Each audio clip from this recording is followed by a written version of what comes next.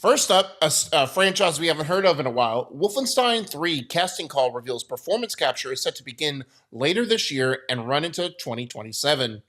Final Fantasy VII Remake Part 3 director says switching to Unreal Engine 5 would have risked our own progress being stalled. Warner Brothers Discovery teases 2027 to 2020 and 2028 will see the return of some of its biggest franchises. Sure, I think that was just to fluff themselves up to get bought, but we'll see what they do.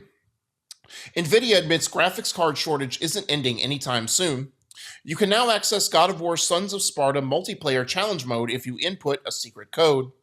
Stage Tour is a spiritual successor to Guitar Hero from Red Octane Games.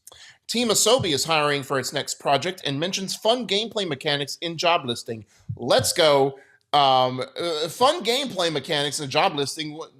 That's crazy, Zach. Like, why isn't it a live service game? Come on now. Get with the times. Chase that trend. Sony confirms upgraded PSSR is rolling out for PS5 owners in coming weeks, while Resident Evil Requiem is the first game to use it. Game Boy-shaped Pokemon soundtrack player has been announced. Pokemon XD Gale of Darkness is coming to the Switch 2 this month. Pokemon Champions launches on Switch in April and will come to mobile later this year. Pokemon Winds and Waves, which is Gen 10, are arriving next year, and I can't wait to see, what that does. I haven't played a Pokemon game in a very long time, but I'm always intrigued when they go to another, do a new region and just see what kind of, creations of Pokemon they come up with. Resident Evil was originally in development for the SNES back in the day. Despite the game already being out, the Resident Evil amiibo figures won't release until July 30th.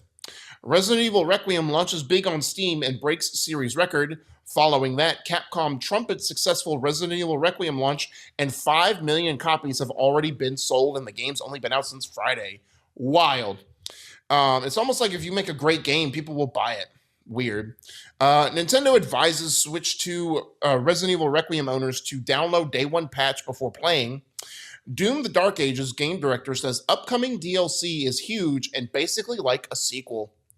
Watch Dogs Legion could reportedly receive a director's cut style release with new content.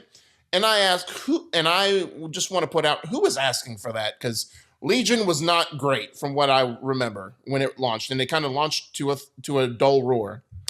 Rumor, Assassin's Creed Hex, or Hexy, however you pronounce it, release is targeting holiday 2027 and includes overhauled combat system, because how many times can they overhaul an Assassin's Creed combat system at this point? Starfield PS5's rumored April 7th release date has been corroborated by another insider. Polyphony Digital is hiring for a new Gran Turismo game. Let's go. Call of Duty announces Black Ops Royale, a new Warzone Battle Royale mode inspired by Blackout. God of War series casts 4 more characters, which include Magni, Modi, Thrud, and Gina. Resident Evil 1 Remake has reportedly entered production at Capcom. Blueprints is out now on the Switch 2. Max and Chloe have been cast in Amazon Prime's Life is Strange TV series. Nintendo announces 3 retro Mario games returning for Mario Day. That's going to be March 10th. Call of Duty leaker hit with legal demand, while Activision insists even wrong leaks hurt devs and mess with players' expectations.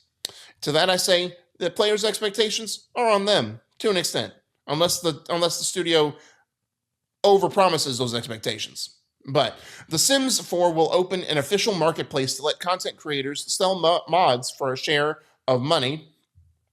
Pokemon Pokopia becomes the highest-rated Pokemon game of all time.